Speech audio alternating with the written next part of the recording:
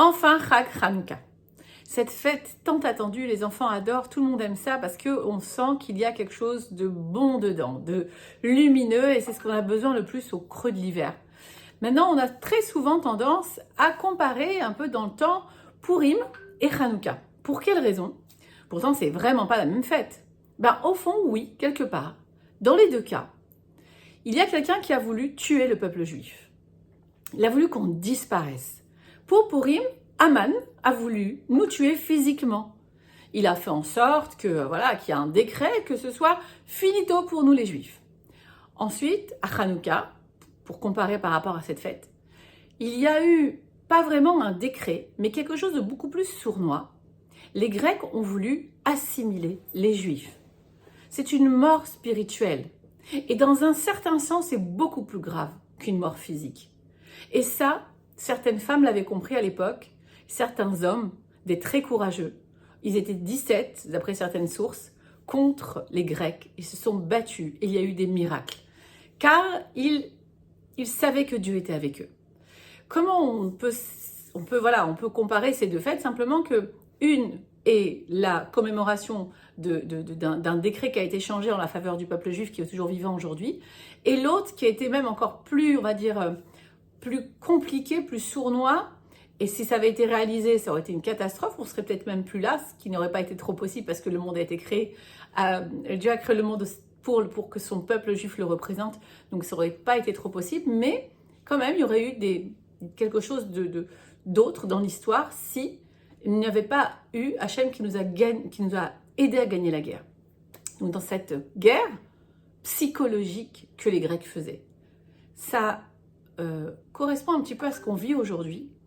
Cette guerre psychologique où on veut nous mettre, c'est-à-dire cette guerre de nous faire voir des photos par force et des films pour pouvoir en fait tuer notre esprit, tuer notre morale.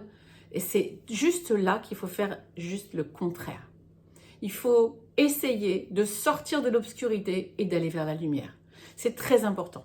C'est pour ça qu'à Hanouka, c'est la fête des lumières, c'est pour ça qu'elle tombe maintenant, il n'y a pas de hasard, parce qu'on a besoin d'allumer les lumières. Alors, Hanouka est donc la fête qui tombe au creux de l'hiver, dans les Shabbats les plus courts, donc il fait nuit très tôt en Israël, et les jours sont très courts. Et c'est justement à ce moment-là qu'on nous demande d'allumer la lumière.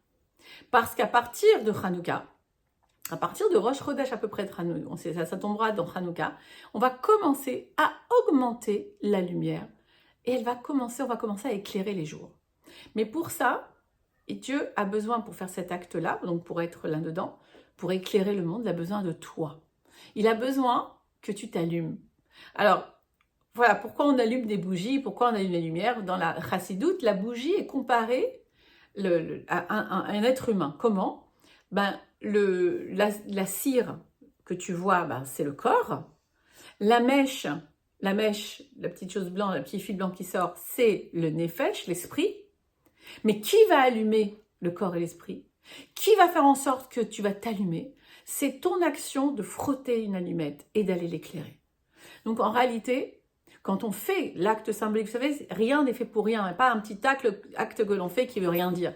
Quand on allume les bougies de Hanouka, quand on fait cet effort et qu'on allume de plus en plus, parce qu'au 8e jour, il y aura toute la Hanoukia allumée, et ça sera Zot à Hanouka, c'est pour ce jour-là qu'il y aura Hanouka, eh bien, c'est un jour au-delà de la nature. Rappelez-vous toujours que le chiffre 8, c'est le chiffre de l'infini. 7, c'est les 7 jours de la semaine. 8, c'est un jour qui est au-delà de la nature.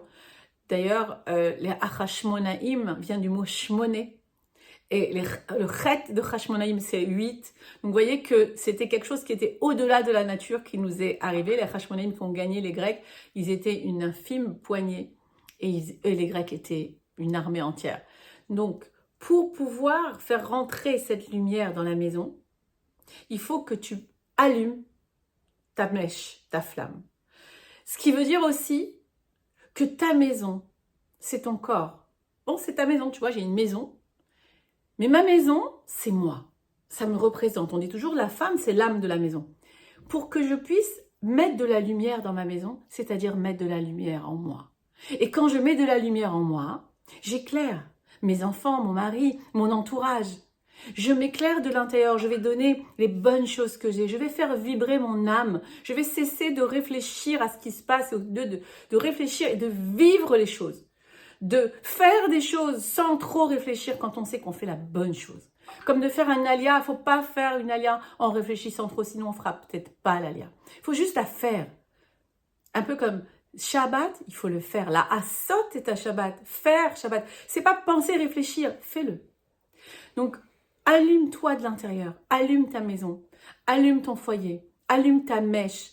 Ça, c'est toi qui peux le faire, personne d'autre. Et tu verras, Bezrat Hashem, on aura des jours meilleurs. Et qu'Hachem, je sais que quand on fait une action dans ce monde-là, il y a une action qui est faite dans le monde en haut parce que ça marche un peu comme un cercle. Donc, Hachem a besoin que ça commence par nous. Quand nous, on s'allume, on arrive vraiment à éclairer le monde. Hanouka Sameach.